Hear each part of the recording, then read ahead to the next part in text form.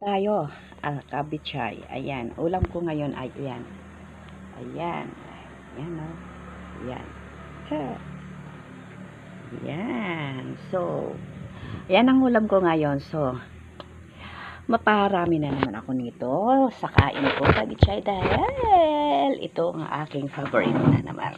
So, kain. Thank you, Lord, for this food. Ito. Hey! Tawag nito nila ay daing na espada. Ayan. Mahaba kasi itong isda na to. Ganun siya.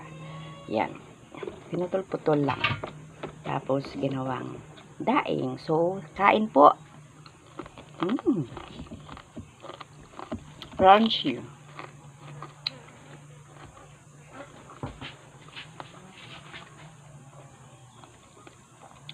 Kailangan medyo maalat.